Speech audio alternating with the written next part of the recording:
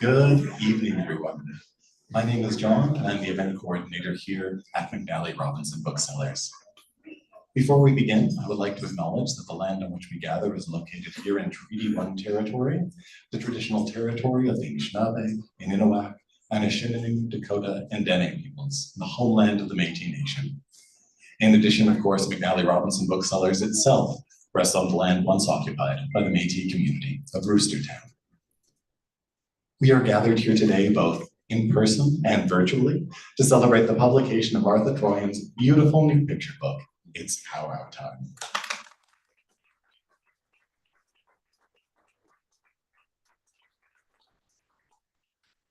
That book is, of course, published by Greenwillow Books and sumptuously illustrated by Hawlii Pichette. We're grateful to HarperCollins Canada for publishing the book and for making this evening a possibility, and of course to our dear friend Shelagh Rogers for coming on board to host this evening.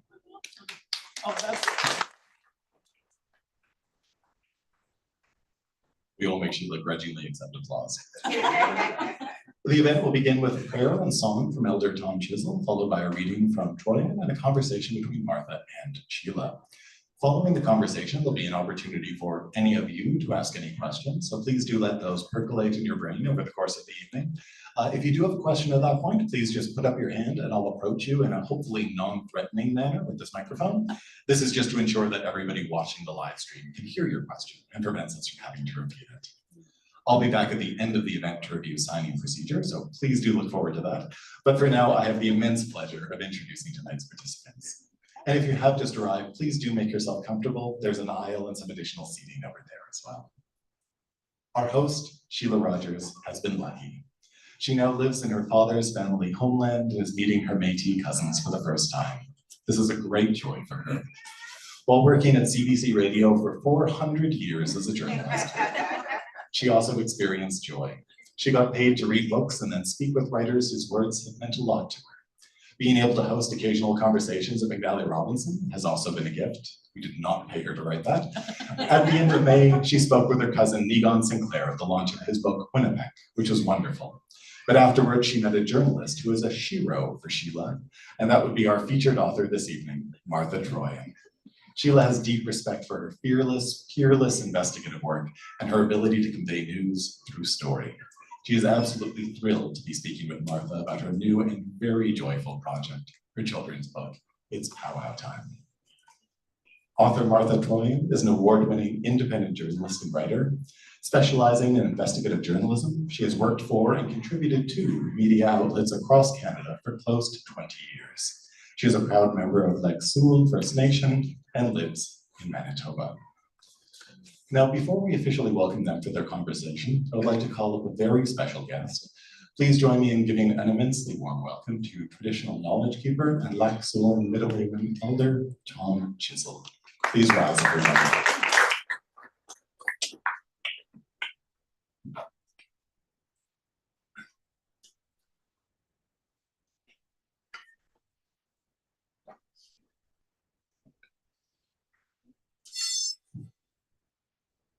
Bonjour.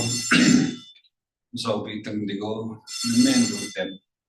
Video with the which the name Martha Regagi. We shall want to be we check the much chikatek much tao take my way. Snacken tot debatum non ci grandi oka kendana indashno mano me paishegi egi obandama geminana kon minabige wegwen kagioshi Hawlii Pichette kagi This Anishinaabe in Roshak Nawak, Jansak, Wagi, Bob Magua, Higashin Jake, Nogini Nut, Irashinshua, Miss Chicken, and Ferry Noy Gilba, me Johnson.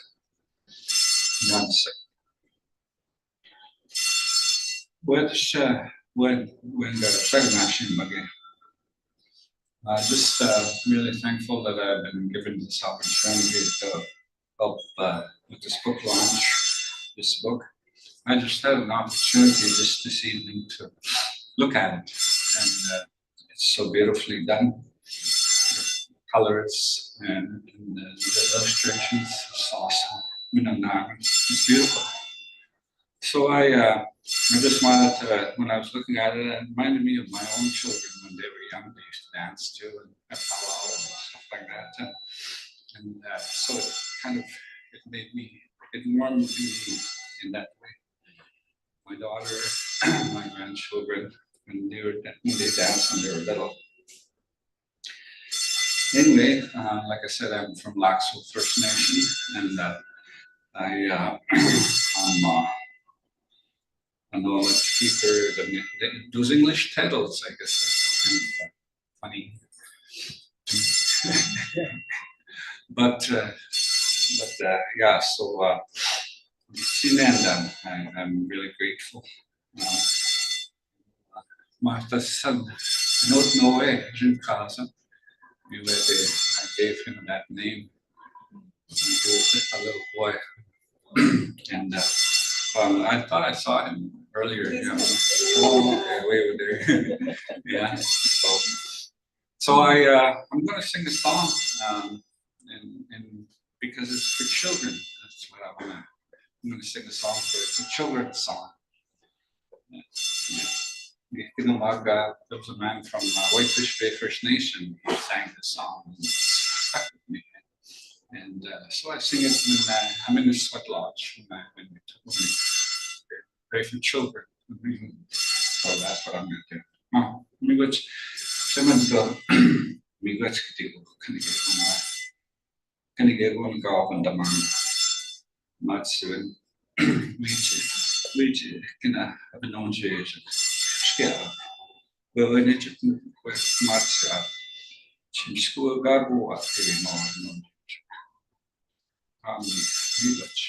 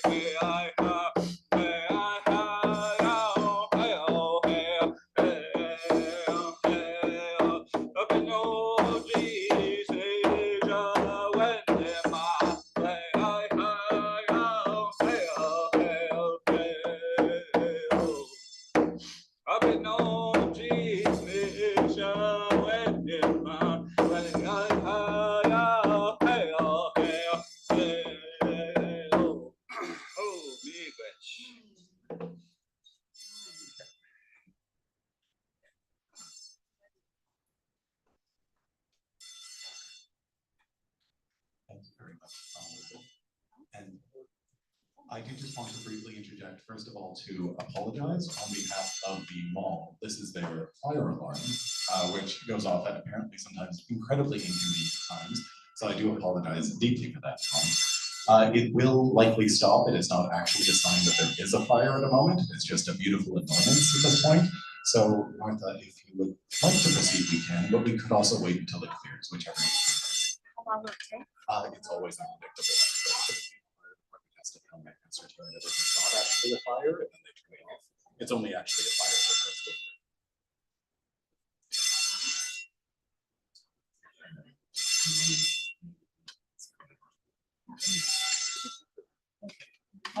I'm very sorry. Well, we just had, oh, okay. Tom does it. Okay, we just have a little mini meeting, and we decided we're going to talk and hope that the fire alarm clears so that Martha can read her beautiful book without the onomatopoeia of a bell going ring, ring, ring. We were talking about, first of all, thank you for this honor. I'm thrilled to talk to you about this book that is just so joyous. It's a joy delivery system. It's really beautiful. But in the book, there is a lot of noise. There is a lot of sound.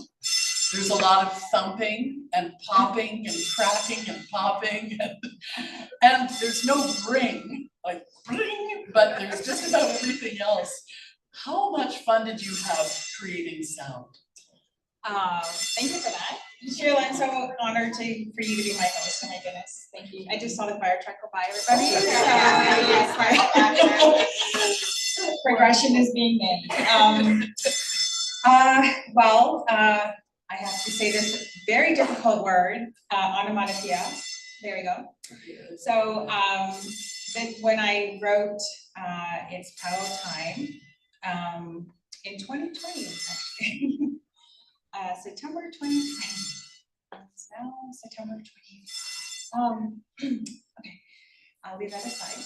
But what I'll say is I wrote it. My husband was out of the house. My son was out of the house. And so I had the home to myself and I was able to write this book. It literally just like came out of me.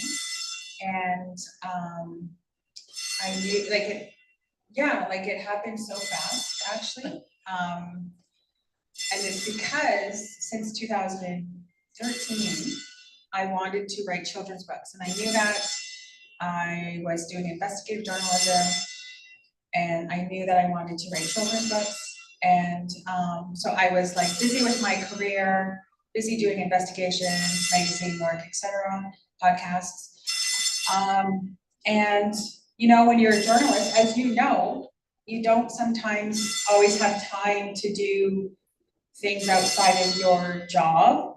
Because I call it a time suck. It's like literally takes every piece of you. Yes, I am honored that I was able to tell these stories and share these stories. But at the end of the day, you don't have a lot of energy. And then you have, you know, children to take care of and a home and so on. So It's Powwow Time came out, and quite quickly, there was not a lot of editing to be done, actually. But I knew when I wrote it that I wanted it to have, like, obviously movement and just like, you know, onomatopoeia. Yeah. There you go. Okay, now spell it. Yeah, no, I'm not doing that. Phonetically, maybe, sure. But, so, yeah, and it was just like I wanted to, that was a challenge for me as a writer, because as a journalist, you don't really have that freedom to be creative like that. And so, you know, when I would spend hours and hours inside children's bookstores when my son was really young. And there it is. It's still ringing in our ears. Oh my God. But I felt like, I was telling someone today, I was talking to CBC, and it was like, I sometimes I've been wondering about, like, when I was taking my son to all these bookstores, we lived in all these different places in Canada, but I'd spent a lot of time at bookstores, and it was like, am I doing this for him or for me? Because I just was like so in love with children's books, and it was almost like it's just like a really intense love, and I still feel that way. I'll sit on the floor. If you see me on the floor at Indigo or anywhere, that's like, it's because I've been there, and I have my Starbucks and whatever, and I'm like sitting there, like, you know, I spend a lot of time reading books, taking them in. I have to say, I understand when you describe your job as a journalist as something that can be a time suck, but also, Martha, you put so much of yourself into it, which is what made you the journalist that you are. And hard stories, you know, and they take a lot of your energy. When you were writing this, it feels as though you were in a really joyous state of mind. And what were you recalling as you were writing It's Powwow Time? So I was in the office, and again, I had the house to myself, and it was like a Saturday morning. The sun was shining through the office window. So this is what makes her such a great storyteller. Just right? Yes, we're with you. Yeah. And it was just a moment. Do you know what I mean? Like, it's hard to explain, but it was like everything was in sync. Like the universe was in sync. And I just was like, this is it. Like, and you have to seize those moments, right? As a writer, as a creative, like whatever it is that you do, like you have to just take that moment and run with it. And I knew I had to do that. And I wrote It's Powwow Time, I think, under 60 minutes. Wow. Like it just like came out. Every time you say it came out, Yeah. I keep thinking of like you delivered a baby. I'm sorry. Well, it's like a birth though. Yeah, Come on. it is, yeah. But this would have been during the lockdown too, I guess, September 2020. Yeah. Yeah, so a completely different place to go in your mind. Yeah, so we just moved into place. And like, I think the office wasn't even really like fully unpacked. You know, how you always have clutter in your house. But I made it so that, cause like you'll never get rid of that clutter, right? So I made it so that like, at least like there's a window and there's not a lot of stuff around me, and I could just like get in that moment. And I did. And it was just like, yeah, so you just have to kind of let those distractions go and not let them ruin that moment and that time that you have, that precious time that you have. Cause, you know, like, I think as writers, like you need to be in that headspace, and especially if you're doing like picture books, like this is not, it's not an easy task. I think that, I don't know if people think they're easy, but like they're actually not. Like, I mean, this one did come out fairly easy, but there was still like, it's all about precision. It's about rhythm and repetition and all of these things. It's like an art. Do you know what I mean? Like you have to kind of have all the ingredients and make something. And so it was that for me anyways. At this point, since it's quiet, maybe it's a good time to read It's Powwow Time. Sure. Because I feel like we're talking about your book behind its back. Yeah, So, okay. Would that be okay with you? Okay. Thank you. Yeah, I was gonna time myself. I just haven't done that yet, so it's been a very busy week. Okay, so this is called It's Powwow Time. Oh yes, that's right. I love that you were so experienced with this. Thank you. I'm so glad you're my host. Oh my goodness. Okay, so did you want to? Should I just? And then you want to switch? Okay, let's do that. Okay, the birds are twittering, eggs and bacon are popping. Pop, crack, pop. Pop, crack, pop. Come on, my boy, we have to get moving. Bineshii blades to the sound of music coming from the kitchen. Thump, thump, thump. Way-ah, hey-ah, yeah. Way-ah, hey-ah, yeah. The sun's rays are poking, tall grass is swaying, the country roads are bumping. Bump, bump, bump, bump, bump, bump. Come on, sunshine, it's powwow time. Catching the cool breeze, Bineshii moves his finger to the music from the car radio. Thump, thump, thump, way-ah, hey-ah, yeah. Way-ah, hey-ah, yeah. Shiny bells are jingling, fry bread for tacos is rising, strawberry juices are swirling, bring, bring, bring, thump, thump, thump. Come on, everybody, time for some dancing. Close to his mother, Bineshii taps his hand to the beat of the drum. Thump, thump, thump, thump, thump, thump, way-ah, hey-ah, yeah, way-ah, hey-ah, yeah. The sun is scorching, eagles are circling, the crowds are cheering, woo, woo, woo, thump, thump, thump. Come on, jingle dancers, it's jingle dance time. Looking to the left, looking to the right, Bineshii slides his feet to the beat of the drum. Thump, thump, thump, thump, thump, thump, way-ah, hey-ah, yeah, way-ah, hey-ah, yeah. Arbor lights are glowing, coffee is brewing, the whistles are blowing, preet, preet, preet, thump, thump, thump. Come on, traditional dancers, it's dancing time. At the edge of the circle, Bineshii moves his feet and shoulders to the beat of the drum. Thump, thump, thump, way-ah, hey-ah, yeah, way-ah, hey-ah, yeah. The moon is glimmering, mosquitoes are buzzing, mini donuts are dropping. Bzz, bzz, bzz. Thump, thump, thump. Come on, everybody, all together now. Inside the circle, Bineshii moves his whole body to the beat of the drum. Thump, thump, thump, way-ah, hey-ah, yeah. Way-ah, hey-ah, yeah. The dancers are gliding, bells, ribbons, and feathers are bouncing. Thump, thump, thump. Thump, thump, thump. Come on, everybody. The fireworks are popping. Pop, crack, pop. Pop, crack, pop. Back at home, joyful and proud, Bineshii can still hear the heartbeat of the drum.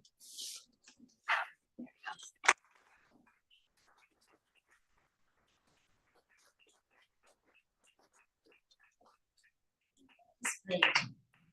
And you did have a bring, bring in there. Okay. Good. So you write it, and I can really hear the rhythm as you're reading it out loud. Are you musical? Maybe as a kid, yeah, I did Okay, choir. Yeah. Yeah. So you've got the words, then there's the illustrations. How did you hook up with this wonderful Hawlii Pichette? Yeah, so the illustrations are super gorgeous. They're vibrant, they're stunning, and she really did a great job on every single page.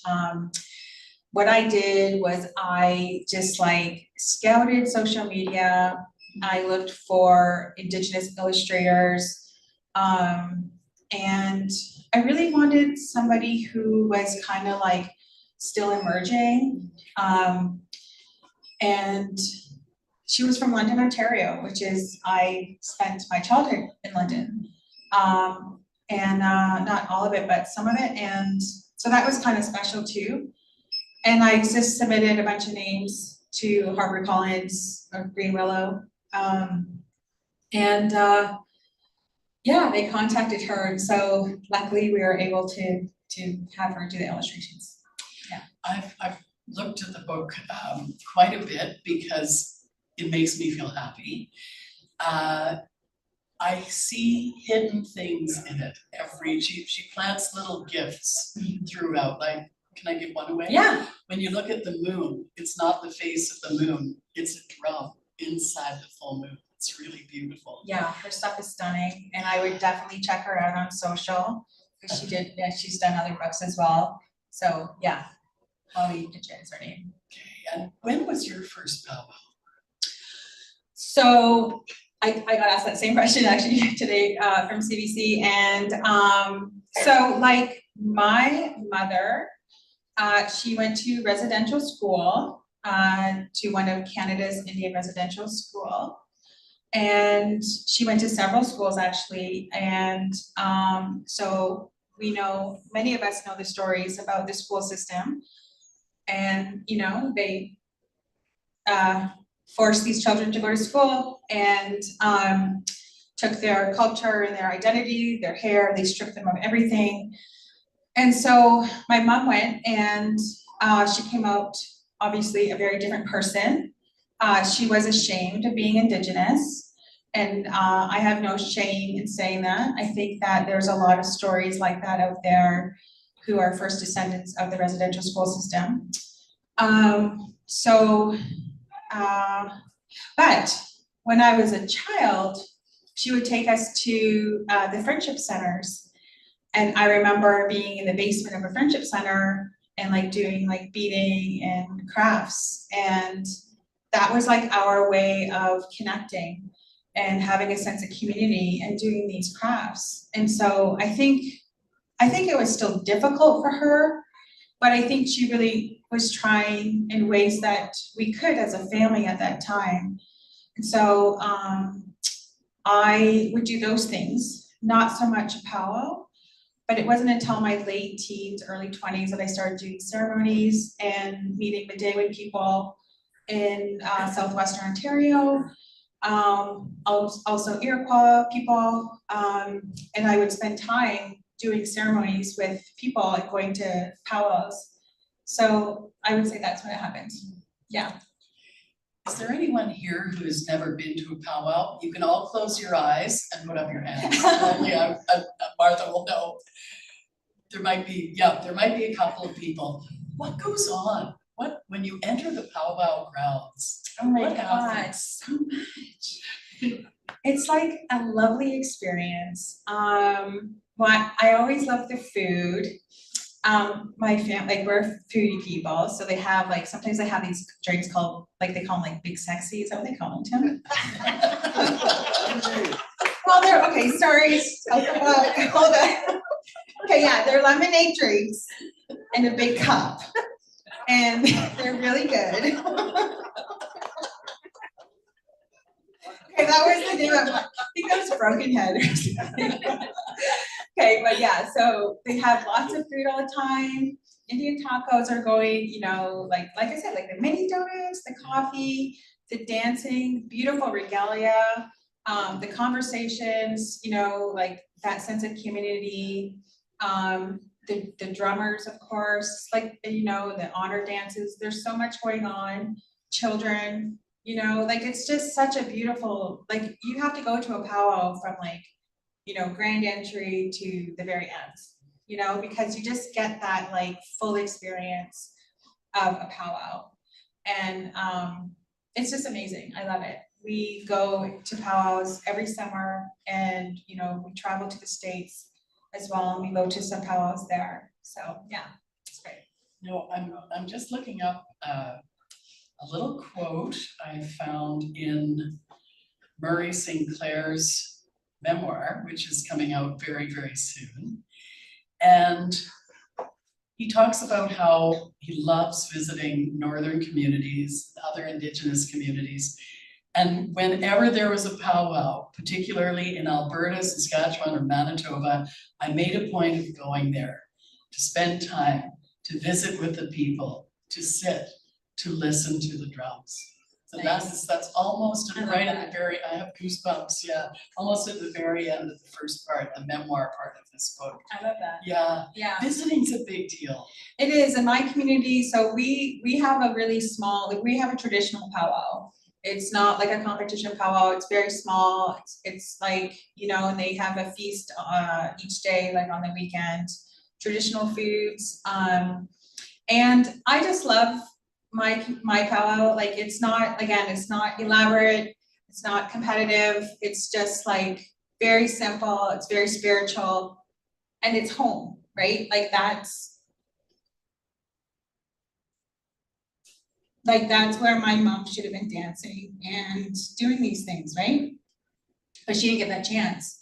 So we go back every year to honor like, so my son can be on that territory, right? And to have those experiences and for us to offer that tobacco and all those things, yeah. So we're following literally Bineshii, a day in the life of Bineshii, from the time he gets out of bed to the time he goes back to sleep. What is his backstory? Tell us about Bineshii.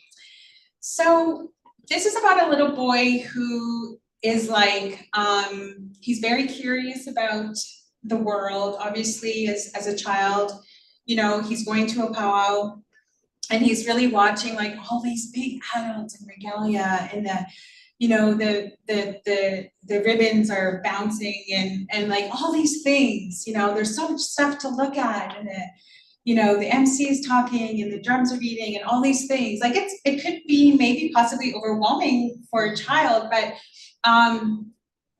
it was like about, like, 'cause we witnessed our child, we would take him to powwows and he, you could see like he's just taking everything in and like he's kind of getting into it. Do you know what I mean?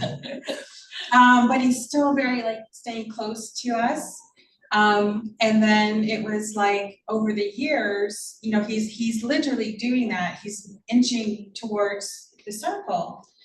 And then, you know, like there's this magical moment where I don't know if we were in Broken Head or Long Plain, but we were at this powwow and no, unless it was Sagine, but anyways, we were at a powwow and he would go out and just dance on his own, and he would be dancing. So sometimes there'd be like just like a lot of adults dancing, and there'd be at this powwow, anyways, there were very few children at the time dancing at that moment. And he went out and he was dancing beside like a really big, tall, indigenous traditional dancer, and he was just really small, and he's just trying to stay up with, you know, this man, and his little regalia was bouncing, and it was just like those moments that you don't forget as a parent. And they're just so special to me, you know, and so when I wrote this book, it was like just piecing together all these moments and these memories that you have of your child, yeah, your children.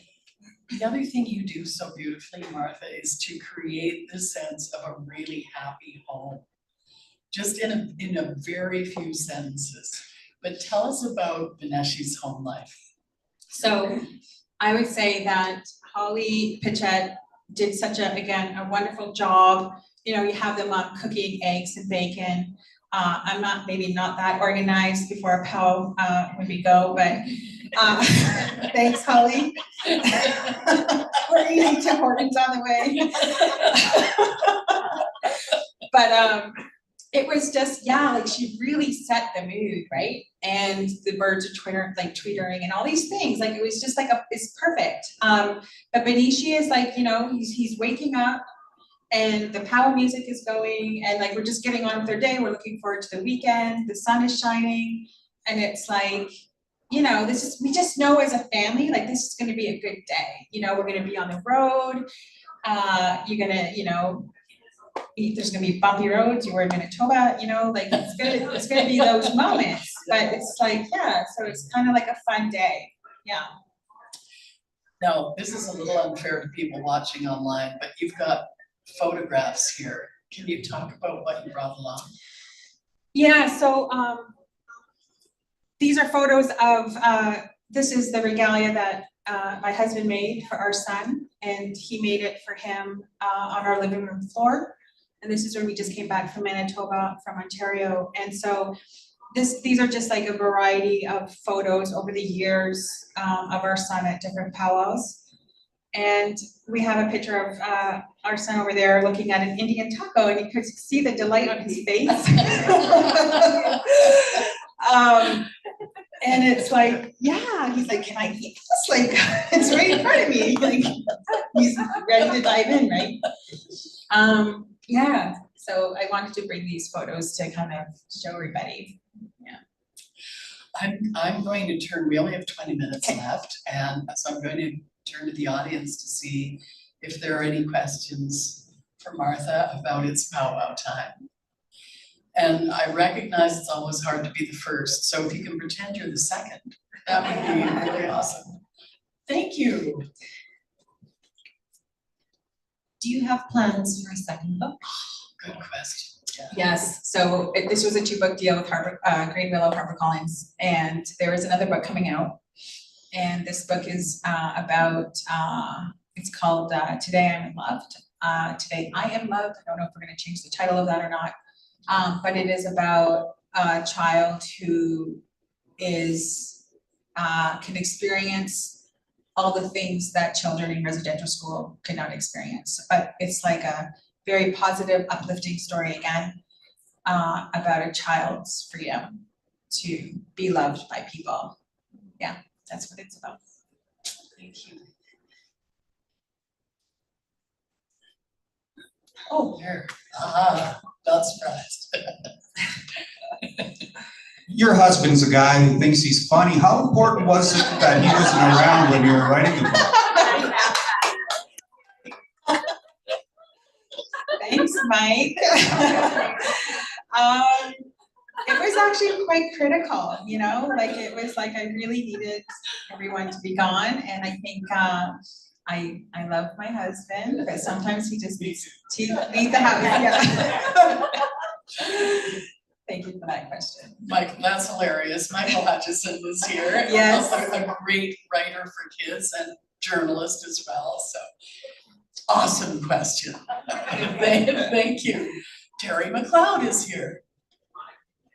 Martha, how much do the powwow traditions vary from community to community or from cultural group to another cultural group? If you're in a Haida community, or you're in a Anishinaabe community, or you're in a Mi'kmaq community, how much do they differ?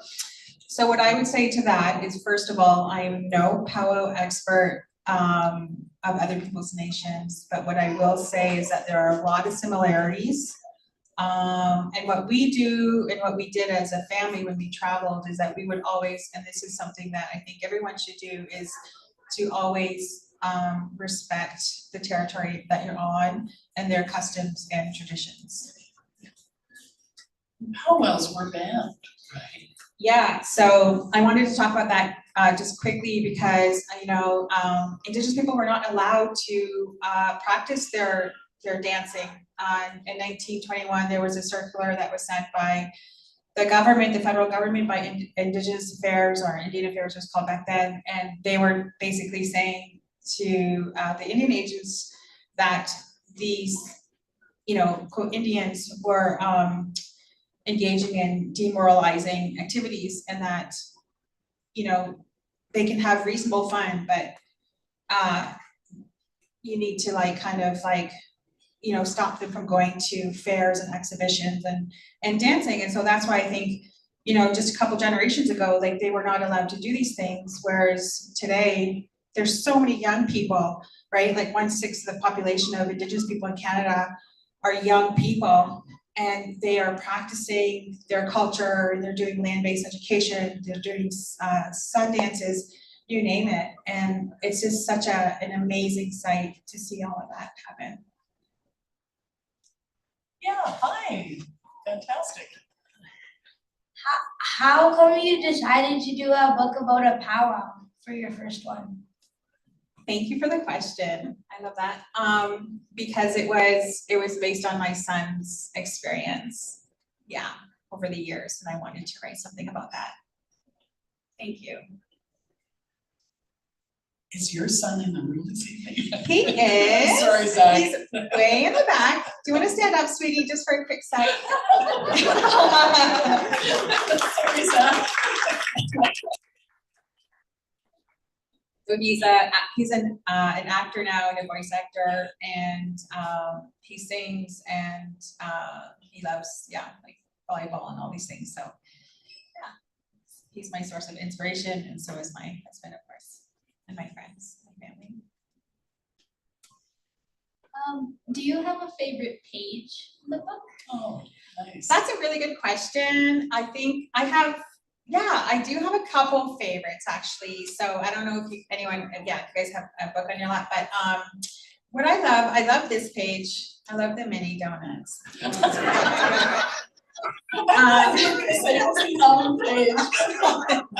food driven. And I love this page. Oh, it's food again. But I also love it like when they're driving to the, through the country, to the countryside, and like Bineshii's hand is out the window and like the music is playing. Like that's such a beautiful illustration. Yeah, thank you.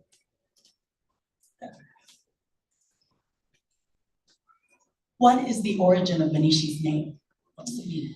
So it means bird in Ojibwe. So that's what it's translated to. Thank you. Yeah. Nice, yeah.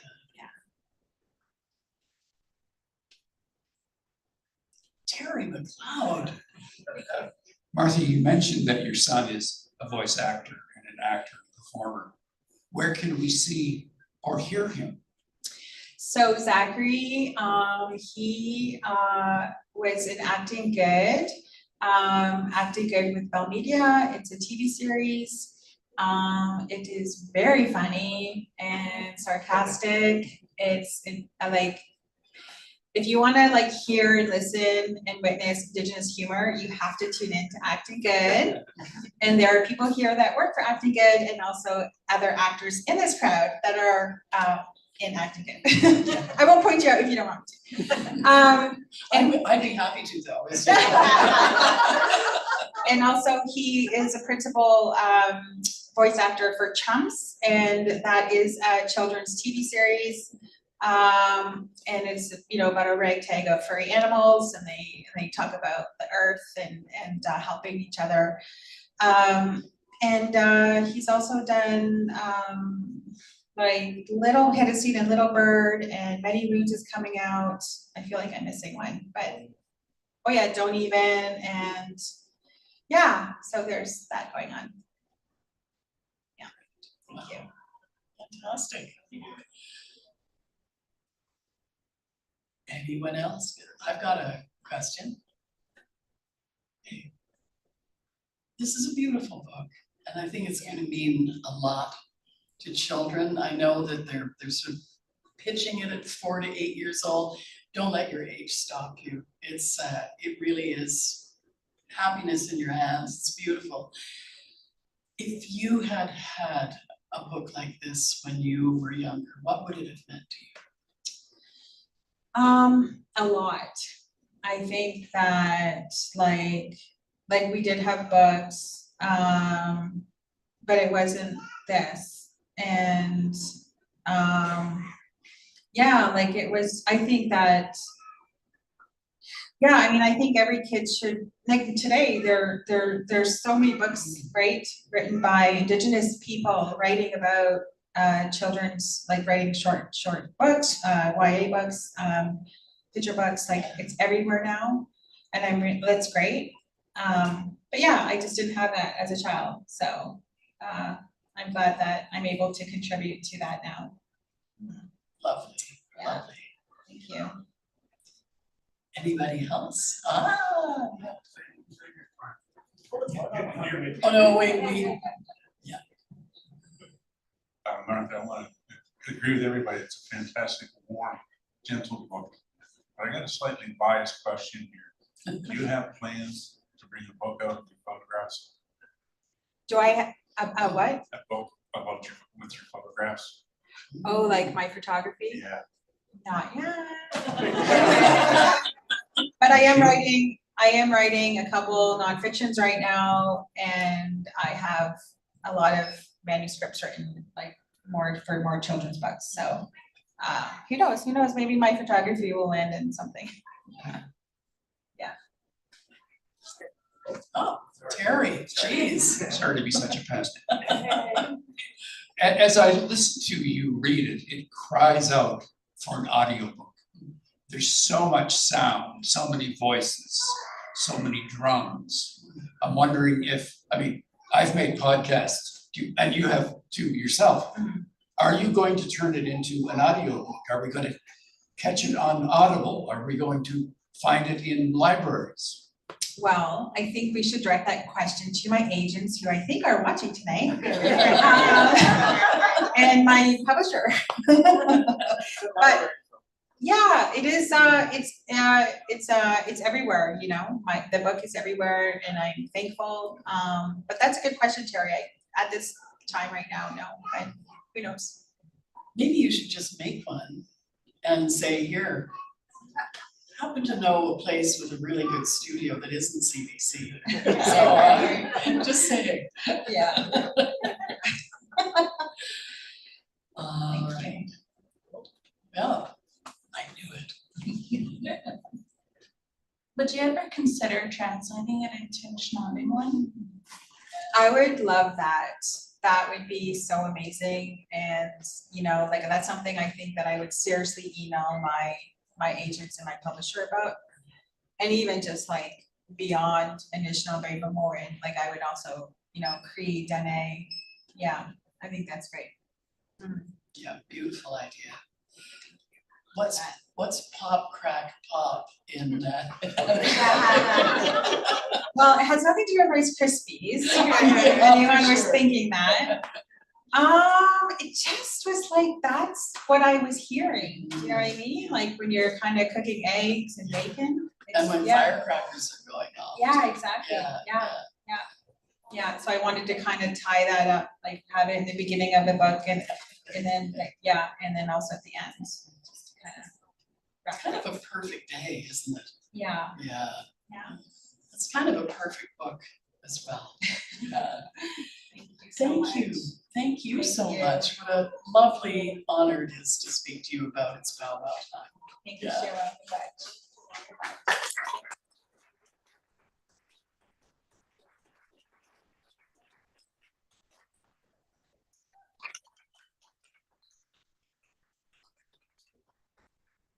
Oh, yes, oh yeah, I think he's very nice. There is conspiring going on beside me. I am just here with some closing comments after that wonderful discussion. Thank you both so very much, and thank you all for being here tonight with us. Earlier on, Martha made reference during the writing process of not letting any of those distractions detract from that perfect moment. So in that case, creativity, and in this case, community. So thank you all for your forbearance during the interruptions and for just being here in the space with us throughout.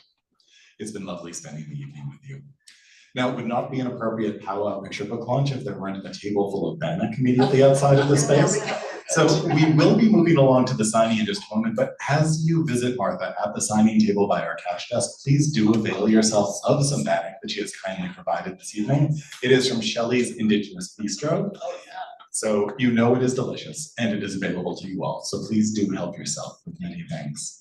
We're so very grateful to Greenwillow Books and HarperCollins once again for putting on this event. And now I will just go over some signing details before we properly close. So in just a moment, we will be safely transporting Martha Troian to a table, which is just beside our cash desk. It is covered with copies of It's Powwow Time. So please do visit her and get a copy of the book signed. You don't need to pay for it first, but we do ask that you pay for it at some point before you actually pay. We're so pleased you could all be here tonight, and I would ask you, just before we invite Elder Tom Chisel up for one more song to close us off, please give a very loud round of applause to Martha Troian.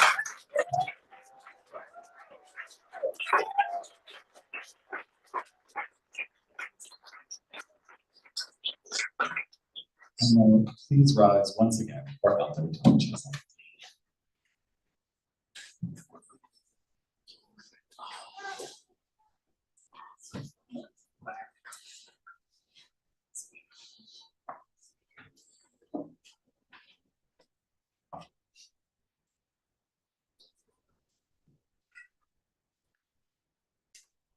English. I don't know what to say. Whatever comes.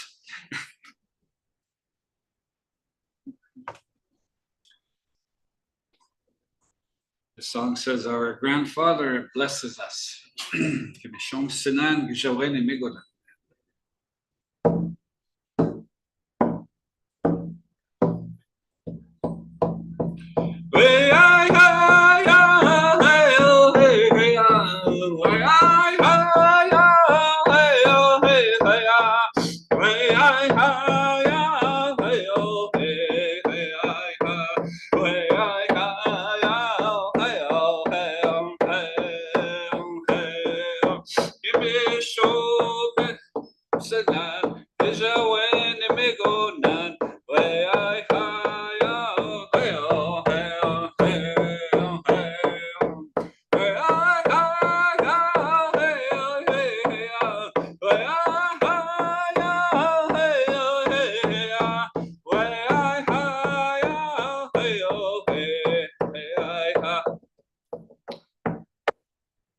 which, I sang the song again, back up in a minute. I'll just try and pull it back. I sang that song at the beginning.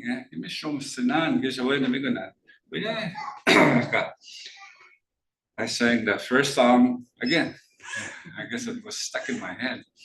Now, sometimes that happens. If I hadn't said anything, nobody would have noticed. But, you know.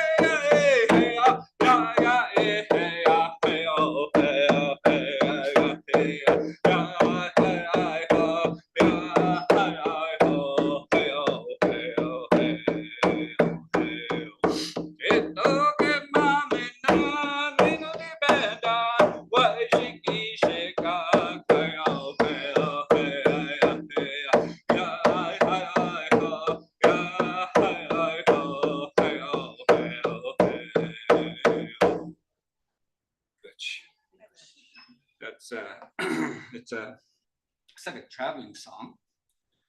but it's also a hunting song, different uses. The elder that sang that song to me, you know, talked about it as a traveling song, you know, and also, you know, and he also said it was for, you know, hunting. When you go out and hunt, you're asking the Creator for a good day, you know, and so, and then I ended up dreaming that song, and so that's why I'm singing it, because it was part of me, and I dreamt it. So that's what it's a backup song. Which